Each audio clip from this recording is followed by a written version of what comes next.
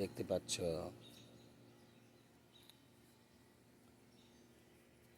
শসা গাছের ফুল, আর যে কিনা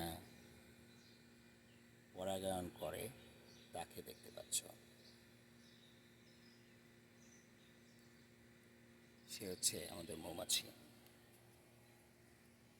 দেখো, কাছ থেকে দেখো, করে দেখো।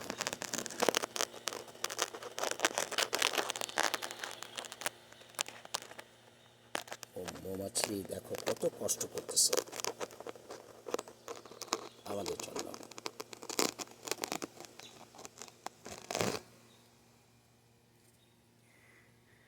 আমার এক কাজিন, ওর নাম হচ্ছে ইমরান ফারুক।